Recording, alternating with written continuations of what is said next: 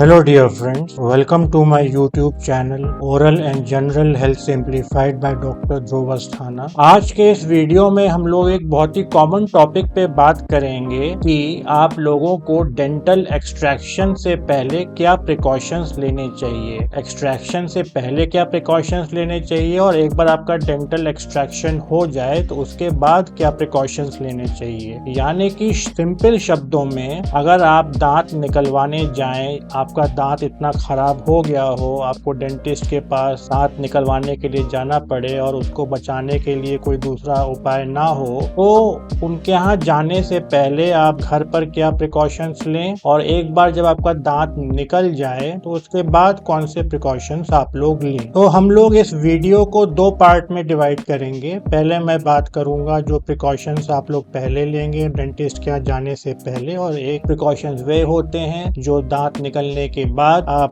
Dentist से भी पूछेंगे और खुद भी प्रिकॉशंस लेंगे ताकि आपका दांत निकलने के बाद जो घाव बनता है वो अच्छे से भर जाए। तो फिर सबसे पहली बात मैं ये करूंगा कि ज्यादातर लोग आजकल हार्ट, ब्लड प्रेशर, शुगर के पेशेंट होते हैं और भी कुछ बीमारियां होती हैं, लेकिन ये मेन 3 बीमारियां हैं जिनके बारे में मैं डिस्कस करूंगा। अगर आप डेंटल एक्सट्रैक्शन की सर्जरी आपकी शेड्यूल हुई है डेंटिस्ट के यहाँ, तो सबसे पहले तो आप ये ध्यान रखिए कि आपका ब्लड प्रेशर आपके डेंटिस्ट के यहाँ जाने से पहले कंट्रोल में हो। आप जिस दिन आपकी दांत निकालने की सर्जरी हो उस दिन आप अपना ब्लड प्रेशर एक बार घर पे भी नाप कर जाएं। जो भी आपकी ब्लड प्रेशर की दवाइयां चल रही हैं वे सब पूरी लेके जाएं। और अगर आप शुगर के पेशेंट हैं तो एक बार अपना HbA1c टेस्ट करा लें। ये ब्लड टेस्ट होता है जो जिसमें कि पिछले 3 महीने की ब्लड शुगर का एवरेज आपका आ जाता है। तो नॉर्मल इसमें आपकी अगर एक्सट्रैक्शन के लिए जा रहे हो तो HbA1c की रिपोर्ट आपकी 6.5 यानी कि 6.5 से कम होनी चाहिए। ऐसा इसलिए है कि अगर आपकी शुगर बढ़ी हो, खास तौर से अगर HbA1c की रिपोर्ट 7 या उससे ज्यादा हो, तो क्या होता है कि आपके दांत निकलवाने के बाद जो घाव बनता है मुंह में वो सही से नहीं भरता है और कॉम्प्लिकेशंस हो जाते हैं। तो ध्यान रखें कि आप एक्सट्रैक्शन के लिए जाने से पहले अपना ब्लड शुगर का HbA1c टेस्ट करा के जाएं और एक फास्टिंग यानी कि जिस दिन एक्सट्रैक्शन हो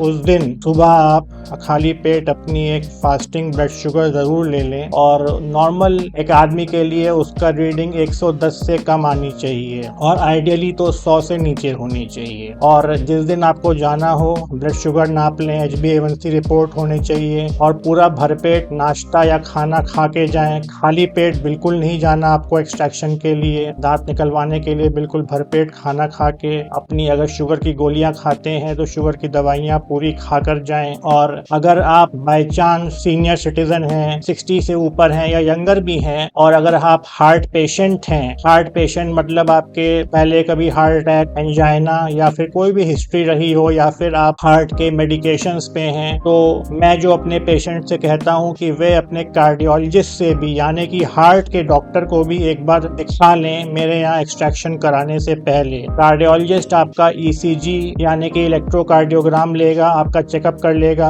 और वो अपने पर्चे पे आपको एक फिटनेस सर्टिफिकेट दे देगा यानी कि नो ऑब्जेक्शन सर्टिफिकेट। वो उस पे लिख देगा कि आप एक्सट्रैक्शन के लिए बिल्कुल फिट हैं और अगर कोई इमरजेंसी आती है तो उसको कैसे मैनेज किया जाए। ये आपके प्रिवेंशन के लिए होता है क्योंकि कभी कभी डेंटल एक्सट्रैक्शन में पेशेंट को एंजाइटी और घबराहट के कारण एंजाइना या हार्ट अटैक तक भी प्रेसिपिटेट हो सकता है। और अगर आप स्पेशली हार्ट के पेशेंट हैं तो खून पतला करने वाली दवाइयों पे जरूर होंगे, जैसे कि इकोस्प्रिन 75 या फिर और भी दवाइयां होती हैं। तो वो अपने हार्ट के डॉक्टर से पूछ के, नॉर्मली 2 से 3 दिन पहले से रोकी जाती हैं, वो अपने हार्ट के डॉक्टर से पूछ के रुकवा लीजिएगा। क्योंकि अगर खून पतला करने की दवाइयां नहीं रोकी गई दांत निकलवाने से पहले तो आपका दांत निकलवाने के वक्त काफी खून बहता है, खून रुकता नहीं है और फिर दिक्कत होती है, टाँके वाके देने पड़ते हैं काफी। और नॉर्मली आपको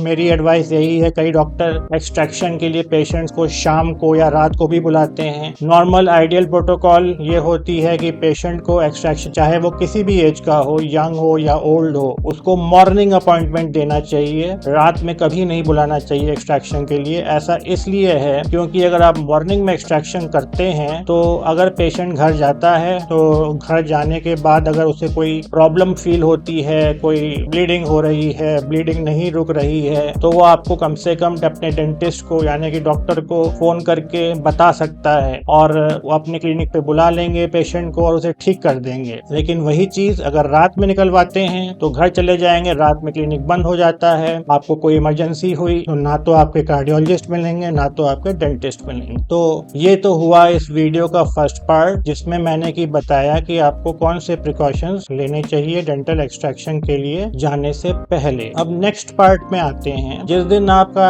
डेंटल एक्सट्रैक्शन शेड्यूल्ड होता है तो आप अपने डेंटिस्ट से समय ले लीजिए और उस समय आप जो मैंने पहले प्रिकॉशंस बताए थे वो सब लेते हुए खाना खा के उस समय पहुंच जाइए। और डेंटिस्ट के यहाँ पहुंचने के बाद ये नहीं होता कि तुरंत आपको डेंटल चेयर पे लेटाल के आपको एनेस्थीसिया दे दिया जाए। पहले नॉर्मली जो मैं अपने क्लिनिक में प्रोटोकॉल फॉलो करता हूँ वो ये होता है, चाहे कोई भी पेशेंट डेंटल एक्सट्रैक्शन का आया हो, चाहे यंग हो या ओल्ड हो, उसे 15-20 मिनट आधे घंटे शांति से बैठालता हूँ अपने वेटिंग रूम में ताकि वो रिलैक्स हो जाए, एंग्जाइटी हो तो उसकी कम हो जाए। उसका ब्लड प्रेशर नापता हूँ। कभी कभी क्या होता है पेशेंट का ब्लड प्रेशर क्लिनिक में घुसने के बाद एंग्जाइटी के कारण उसका ब्लड प्रेशर बढ़ जाता है। तो अगर ब्लड प्रेशर बढ़ा हुआ हो, थोड़ी देर आधे घंटे रिलैक्स करेगा, डीप ब्रीदिंग करेगा तो उसका ब्लड प्रेशर डाउन हो जाएगा। तो एक बार ब्लड प्रेशर नापता हूँ, एक बार उसकी रैंडम ब्लड शुगर देखता हूँ अपने क्लिनिक में इंस्ट्रूमेंट से, और बाकी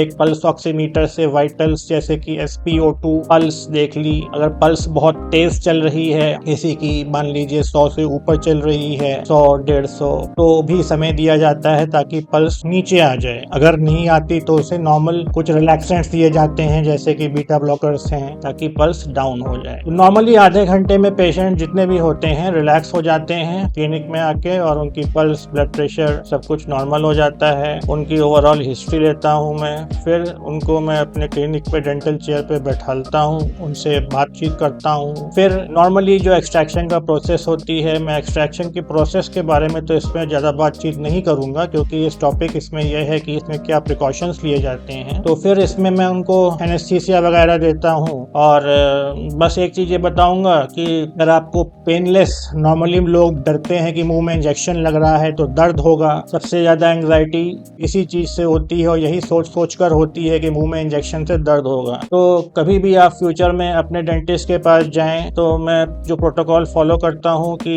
इंजेक्शन देने से पहले एक जेल लगा देता हूं जहां इंजेक्शन दिया जाता है, जिससे कि इंजेक्शन का प्रिक नहीं फील होता है। प्लस जहां पे मुझे प्रिक करना होता है, एनेस्थीसिया देना होता है मुंह के अंदर, वहां पे पहले पेशेंट से कहता हूं चाहे एक आइस क्यूब हो या फिर फ्रिज का चिल्ड पानी हो, वहां पे होल्ड करे मुंह में 1-2 मिनट, और जब वो पानी गर्म हो जाए मुंह में तो वो थूक दे। 1-2 बार करें और उसे थूक दे पेशेंट। उसके बाद मैं उसी पॉइंट पे एनेस्थीसिया देता हूँ। इससे क्या होता है कि दोनों चीज करने से क्या होता है कि बिल्कुल एनेस्थीसिया का पेन फील ही नहीं होता। अगर आपके डेंटिस्ट ये प्रॉपर प्रोटोकॉल फॉलो नहीं करते तो उनसे इस बारे में आप जरूर डिस्कस करिएगा। और अगर डिटेल में आपको इसके बारे में पूछना हो तो नीचे दिए गए कमेंट बॉक्स में इसके बारे में कमेंट करिएगा, मैं आपको डिटेल्ड इंस्ट्रक्शंस दे दूंगा। तो फिर एक्सट्रैक्शन जैसे कि नॉर्मल एनेस्थीसिया दिया, एनेस्थीसिया पेनलेस होता है। और एक चीज मैं और आपको बताना भूल गया था कि नॉर्मली जब हम लोग पेशेंट को एक्सट्रैक्शन के लिए बुलाते हैं तो उनसे ये भी कहते हैं कि एक्सट्रैक्शन के लिए आने से पहले कम से कम 2 दिन एंटीबायोटिक का कोर्स एक्सट्रैक्शन करने से पहले भी खा के आए। उससे क्या फायदा होता है कि दांत में जो हल्का फुल्का इन्फेक्शन होता है वो अपने आप खत्म हो जाता है और एनेस्थीसिया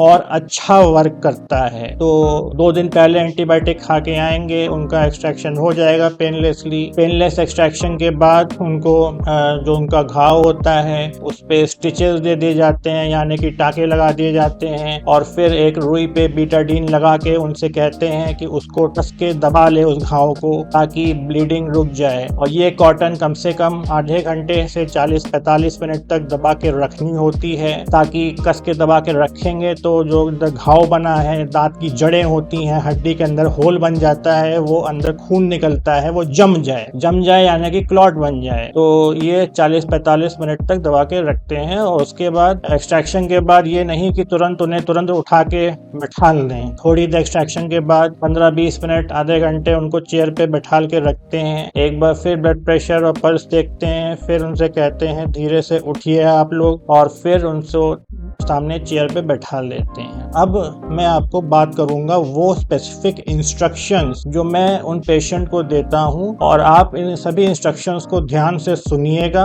और चाहें तो नोट कर लीजिएगा, और अगर आपको डिटेल में चाहिए हो तो मैं नीचे कमेंट बॉक्स में उसकी फोटोग्राफ भी डाल दूंगा। तो सबसे पहले तो मैं उनसे ये कहता हूँ कि जो उनको कॉटन दबाई हुई है ये 40 से 45 मिनट तक दबा के रखें, और अगले 24 घंटे तक मुंह में उनके जो भी थूक बन रहा है उसको वो बाहर ना थूकें। यानी कि नॉर्मली लोगों की आदत होती है मुंह में खून बन रहा है तो बाहर थू थू करके थूकते हैं। मैं उनसे यही कहता हूँ खून तो आपका ही है, तो आप इससे वो मत डरिए, इसको निगल लीजिए, और 24 घंटे तक मुंह में जो भी थूक बनेगा उसको निगलना है, बाहर नहीं थूकना है। ऐसा क्यों है? क्योंकि अगर वो थूक देंगे बाहर तो उनके जो खून का थक्का बन रहा है यानी खून का क्लॉट जो घाव में बन रहा है वो निकल जाएगा। अगर थूकेंगे तो क्या होगा, एक बार निकल गया तो उनके घाव में बहुत दर्द होगा। 24 घंटे तक नहीं थूकेंगे तो वो खून का थक्का जम जाएगा अच्छे से, और वो अच्छे से हीलिंग प्रोसेस शुरू हो जाएगी। और 24 घंटे के बाद मैं उनको एक बार फिर चेकअप के लिए बुलाता हूँ, उनसे पूछता हूँ कि कोई दिक्कत तो नहीं हुई, और कोई इमरजेंसी हो तो बीच में भी फोन वो मुझे कर सकते हैं। और उनसे ये भी मैं कहता हूँ जब वो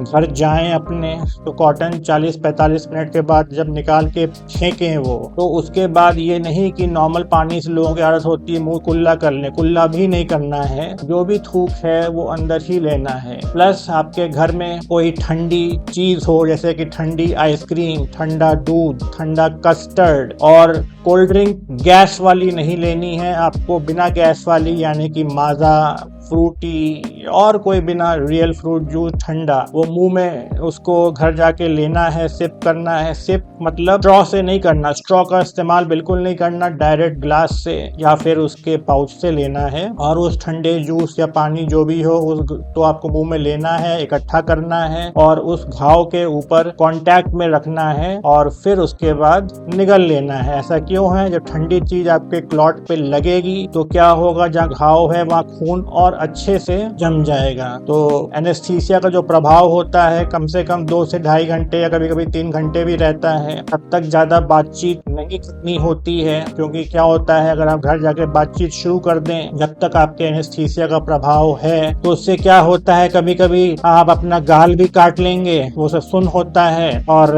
उसके बाद जब आपका एनेस्थीसिया का प्रभाव खत्म होगा तो आपको गाल में दर्द होगा। तो बातचीत कम करनी होती है, घर जाके सोफे पे बैठना होता है। ये नहीं कि घर जाके एकदम से लेट जाएंगे तो खून का बहाव सर में बढ़ता है और ब्लीडिंग हो सकती है। 1-2 घंटे आपको सोफे पे बैठना है और ठंडी चीजें लेनी है। और फिर जो मैंने एंटीबायोटिक्स भी देता हूँ पेशेंट को दांत निकालने के बाद। एंटीबायोटिक्स इसलिए दी जाती हैं कि जो दांत निकलवाने के बाद घाव बनता है वो सही से भर जाए, सही से हीलिंग हो जाए। तो वो घर जाके ठंडी चीज लेने के बाद जो मैंने एंटीबायोटिक्स बताई हैं जैसे जैसे बताई हैं वो पेशेंट लेते हैं। प्लस ये नॉर्मल होता है कि दांत निकलवाने के बाद अगले 3-4 दिन 5 दिन तक पेन हो सकता है, क्योंकि घाव होता है। तो जब जब दर्द हो सकता है पहले दिन 2-3 बार पेन किलर लेनी पड़े, फिर अगले दिन 2 बार, फिर धीरे धीरे पेन किलर की आवश्यकता कम होती जाती है। लेकिन एंटीबायोटिक्स नॉर्मली मैं 5 से 7 दिन चलाता हूँ। 7 दिन ज्यादा बेटर रहता है। अगर कोई शुगर का पेशेंट है तो 7 डेज एंटीबायोटिक चलती है। प्लस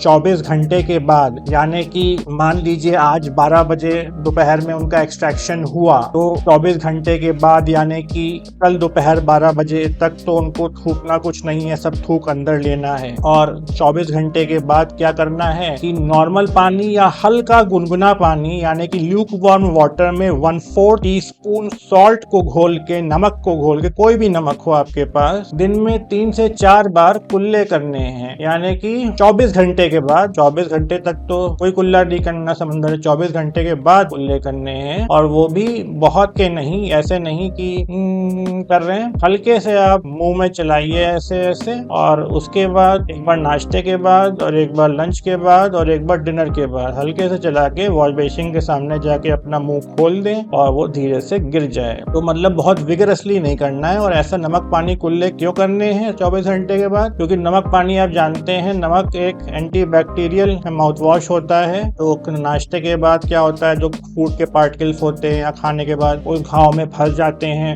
तो घाव में इन्फेक्शन ना हो, धुल जाए, तो आप उससे कुल्ले उल्ले करने से वो निकल जाते हैं। और इस नमक पानी के कुल्ले में कभी कभी मैं ये भी कहता हूँ अपने पेशेंट से कि 2% बीटाडीन गार्गिल भी मिला लें। नॉर्मल आता है, आप अपने डेंटिस्ट से पूछ लें, और तो उससे क्या होता है और भी अच्छा एंटीबैक्टीरियल इफेक्ट आता है। और अगर आपके दांत में निकालने वाली जगह पे सूजन आती है, नॉर्मली सूजन 24 घंटे के बाद आती है, तो सूजन वाली जगह पे बाहर से, यानी कि अगर ऊपर का यहाँ का दांत निकला है या यहाँ का दांत निकला है, तो बर्फ से सिकाई करनी है। बर्फ या फिर ठंडे पानी या फिर ठंडे तौलिए से करनी है सिकाई, दिन में 3 से 4 बार। यहाँ पे ये ध्यान रखिएगा, गर्म से सिकाई बिल्कुल नहीं करनी, ठंडे से ही सिकाई करनी है। क्योंकि क्या होता है, अगर आप गर्म से सिकाई करेंगे तो सूजन बढ़ जाएगी। तो खास तौर से ध्यान रखिएगा, ठंडे से सिकाई करनी है अगर आपके सूजन आ रही है। और रात में आपको जिस साइड से दांत निकला है उस करबट नहीं सोना है, दूसरी करबट सोना है। और अपनी जीभ को भी ध्यान रखना है, जहाँ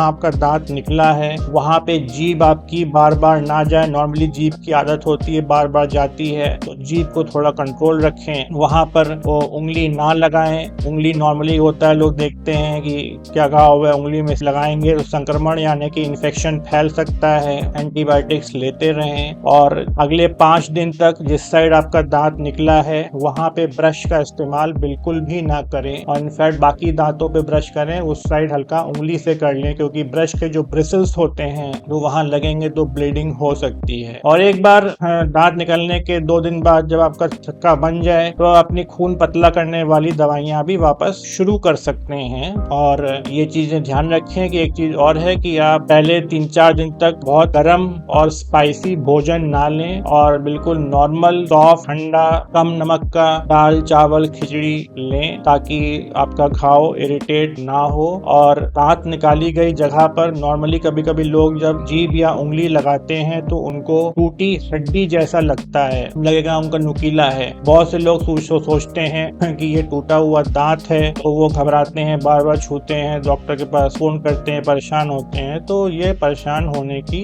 आपको बिल्कुल भी जरूरत नहीं है। बस आपको ध्यान रखना है कि नमक पानी कुल्ले आपने 24 घंटे के बाद स्टार्ट किए हैं, ये अगले 5-6 दिन तक कंटिन्यू रहेंगे, और आपकी एंटीबायोटिक्स भी 7 दिन तक कंटिन्यू रहेंगी। कभी कभी डॉक्टर अगर घाव बड़ा होता है तो 7 दिन की एंटीबायोटिक्स को 10 दिन तक भी आपका कंटिन्यू कर सकते हैं। तो ये सब चीजें ध्यान रखिए, और अपने डेंटिस्ट के संपर्क में रहिए। 24 घंटे के बाद एक बार चेकअप कराइए, और फिर जब आपके डेंटिस्ट बुलाएं, आपको कम से कम हफ्ते भर बाद बुलाएंगे, तो आपके जो टाके उन्होंने लगाए होंगे वो टाके हल्का सा स्प्रे करके, लोकल सुन करके स्प्रे कर देते हैं, काट देते हैं, पेनलेसली निकल जाता है, रिलैक्स हो जाता है, और फिर नॉर्मली घाव 10 से 15 दिन में घाव जो होता है उसके ऊपर मसूड़े चढ़ जाते हैं और वो बंद हो जाता है। लेकिन ये ध्यान रखिएगा कि मसूड़े से तो वो घाव बंद हो जाता है, लेकिन घाव में पूरी तरीके से हड्डी बनने में, पूरी तरीके से हील अप होने में 3 से 4 महीने लगते हैं। तो अगर आपको दांत निकाले गए दांत पे कुछ नया दांत लगवाना हो या फिर इम्प्लांट लगवाना हो तो 3 से 4 महीने का वेट करना पड़ेगा, और के बाद ही आपका दांत लग सकता है। इस वीडियो में अगर आपकी कोई क्वेरीज हो तो आप नीचे दिए गए कमेंट बॉक्स में उसे लिख दें, और अगर मुझे भी कुछ लगता है कि मैं कुछ मिस कर गया हूँ उस वीडियो में तो मैं उसको नीचे कमेंट बॉक्स में लिख दूंगा। मुझे लगता है ज्यादातर जानकारी मैंने काफी डिटेल्ड में आपको दे दी है, और अगर आप लोग चाहेंगे इसका प्रिंटेड फॉर्म भी है हमारे पास, जो प्रिकॉशंस क्या लेने होते हैं एक्सट्रैक्शन के बाद, तो आप नीचे कमेंट बॉक्स में कमेंट कर दीजिएगा। मैं उस प्रिंटेड इंस्ट्रक्शन फॉर्म को नीचे अपने कमेंट बॉक्स में या फिर कम्युनिटी में डाल दूंगा, तो आप डिटेल में पॉइंट वाइज उसे देख सकते हैं। और आखिरी में आपसे यही अपील है कि ताकि डेंटल एक्सट्रैक्शन फ्यूचर में ना जाना पड़े आपको। तो